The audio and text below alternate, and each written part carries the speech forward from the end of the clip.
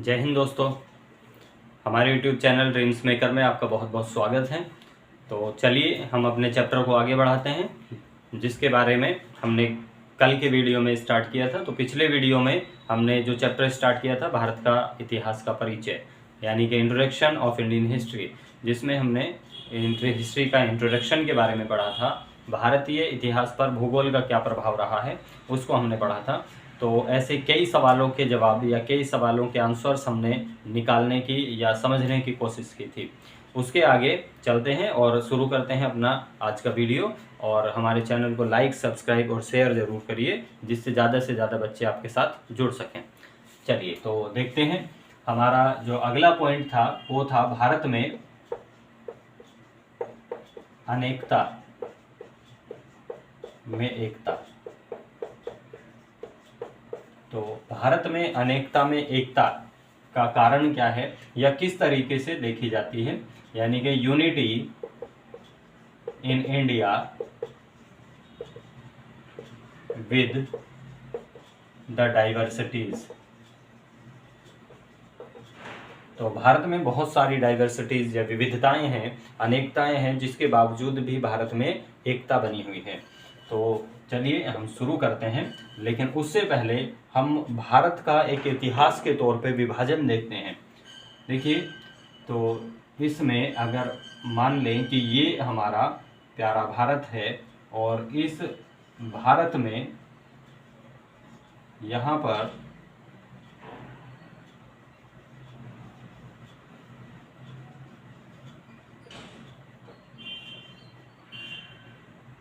यहाँ से हम समझ लेते हैं कि देखिए, आज का वर्तमान भारत इस तरह का है, लेकिन अगर बात करें उस समय जो भारत था, तो उस समय का भारत कुछ इस तरीके से आपको दिखेगा, जिसमें इधर आज जो अफगानिस्तान और पाकिस्तान के क्षेत्र हैं, तो वो भी उस समय भारत में ही शामिल हुआ करते थे। तो यहाँ तक हमने इसको जोड़ा है। तो अगर हम इसको एक डिवाइडेशन अगर हम इसका करते हैं, तो अगर इस अकॉर्डिंग हम देखें तो इसमें देखिए, एक यहाँ से माना गया है कि यमुना रिवर और यमुना रिवर से जो ब्रह्मपुत्र रिवर है, इन दोनों के जो बीच का क्षेत्र रहा है, इसको कहा जाता है मध्य देश। मध्य देश मीन्स ये आप कहेंगे कि यमुना और ब्रह्मपुत्र, इन दोनों नदियों के बीच क्षेत्र को कहा मध्य देश, और इसे आर्यों का निवास स्थान माना गया। आर्यों का निवास स्थान मतलब जो आर्य थे, जो मध्य एशिया से या उत्तरी क्षेत्र से जो आए थे, उन्होंने यहाँ पर निवास किया, आर्यों का निवास क्षेत्र माना गया। इसी तरीके से जो भारत का उत्तर वाला भाग रहा है, इस उत्तरी भाग को कहा गया उत्तरापथ, और जो दक्षिणी भाग रहा है इसे कहा गया दक्षिणापथ। दक्षिणापथ। और जो भारत का जो पश्चिमी भाग था, पश्चिमी भाग जो था भारत का, इस पश्चिमी भाग को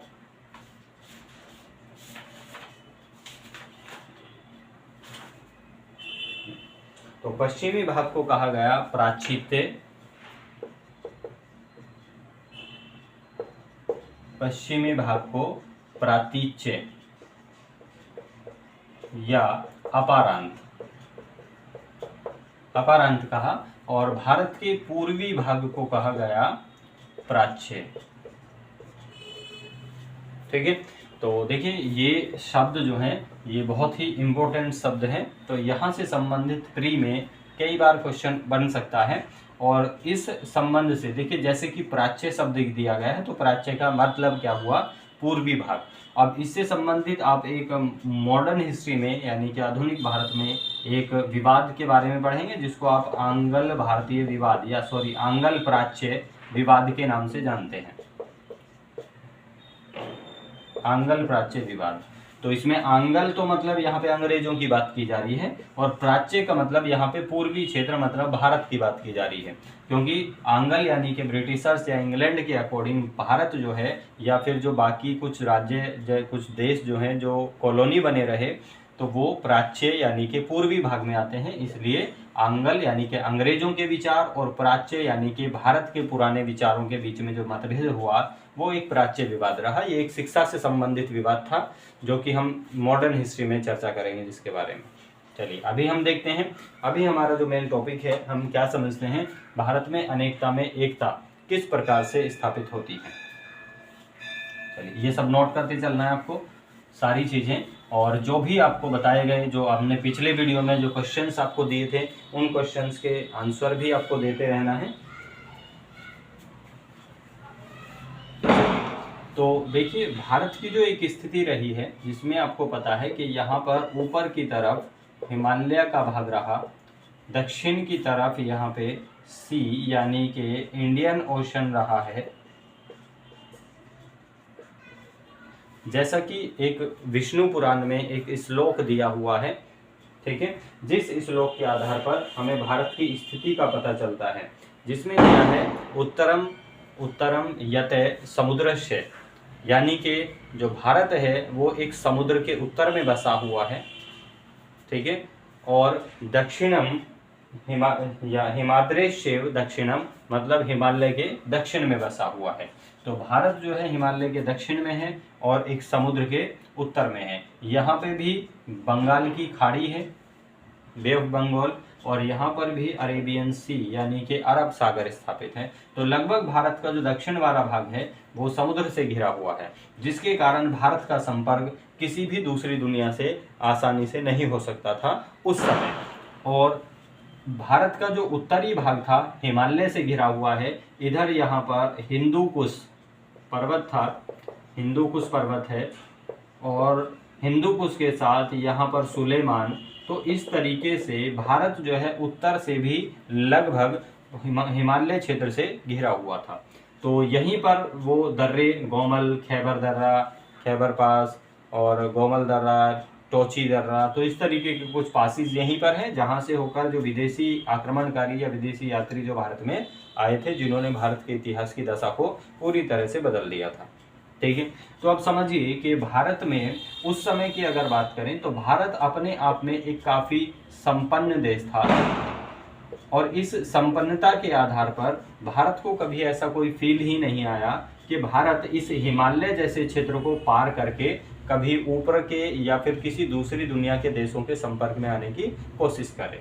जिसके कारण हुआ ये कि भारत के ही क्षेत्रों में जो नई नई जो अलग अलग विभिन्नताओं वाली जो संस्कृतियां थी या विभिन्न अलग अलग प्रकार के जो भौगोलिक क्षेत्र रहे हैं, उनके आधार पे या अलग अलग भाषाएं, अलग अलग संस्कृति के आधार पर यहीं पे जो विविधताएं थी, तो भारतीय लोगों ने उन्हीं के साथ अपने ही जो छोटे छोटे यहाँ पर साम्राज्य बसे हुए थे उन्हीं के साथ संपर्क बनाने की कोशिश की। इसके अलावा उन्होंने बाहरी दुनिया के साथ किसी भी प्रकार का संबंध नहीं बनाया, जिसके कारण हमारे सभी भारतीयों के बीच में कहीं ना कहीं एक सिर्फ इस क्षेत्र के संबंध में कुछ भावनाएं जुड़ी रही, जिसके कारण यहाँ पर एक एकता हमें दिखाई देती है कि सभी लोग एक ही क्षेत्र में यहाँ पर बंधे रहे एक दूसरे के साथ, ठीक है। उसके अलावा उसके बाद आप देखेंगे कि भारत में एक हिंदू साम्राज्य या फिर एक जो हिंदू कम्युनिटी का बहुत बड़ा प्रभाव रहा है, जो कि उत्तर भारत से दक्षिण, पूर्व, पश्चिम के हर कोने कोने तक फैला हुआ है। इस आधार पर हम ये देख सकते हैं कि भारत के हर कोने में हिंदू साम्राज्य या हिंदू कम्युनिटी, हिंदू का जो परचम है, उसकी वजह से हर क्षेत्र भारत का कहीं ना कहीं एक ही संस्कृति के साथ भी जुड़ा रहा है, जिसके कारण हमारा पूरा भारत जो है वो एकता के सूत्र में बंधा रहा, ठीक है।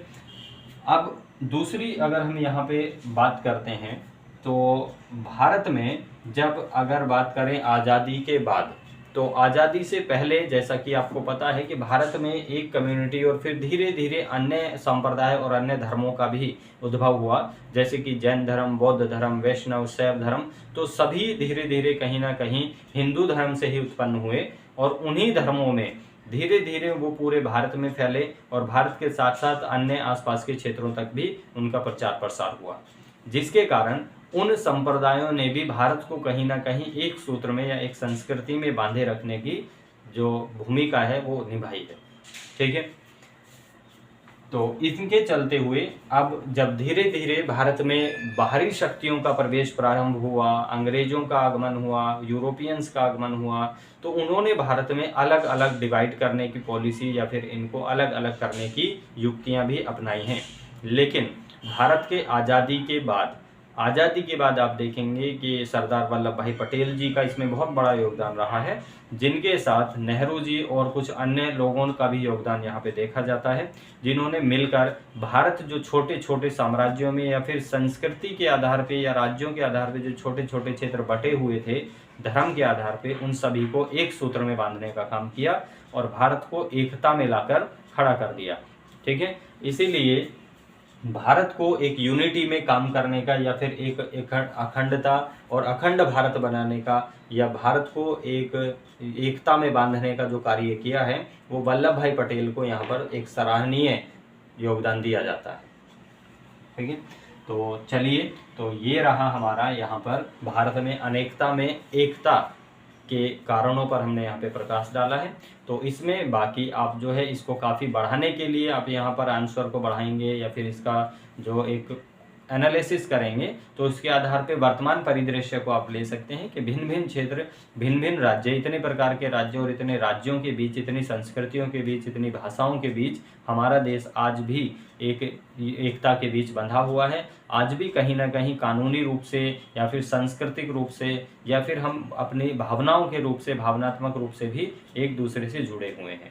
तो जिसके कारण हम ये कह सकते हैं कि भारत में अनेकताएं होने के बावजूद भी आज भी एकता देखी जाती है।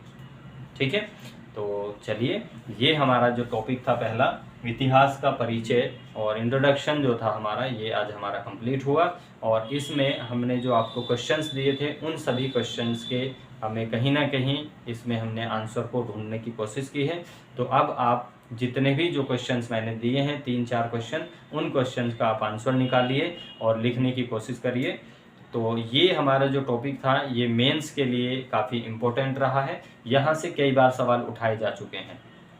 तो अब जो है हमारा अगला टॉपिक जो होगा उसमें हम पढ़ेंगे भारतीय इतिहास के जो स्रोत हैं, भारतीय इतिहास को जानने के जो रिसोर्सेज रहे हैं, कहाँ कहाँ से हम भारत के इतिहास के बारे में जानते हैं और आज का जो इतिहास है उसके बारे में जानने के लिए हमने किन किन चीज़ों का उपयोग किया है। तो ये जो टॉपिक रहेगा वो भी आपके मेंस के लिए और प्री के लिए, दोनों के लिए बहुत ही इंपॉर्टेंस रखता है। यहाँ से मेंस में भी क्वेश्चन पूछे जा चुके हैं और प्री में भी लगभग क्वेश्चन पूछे जाते हैं।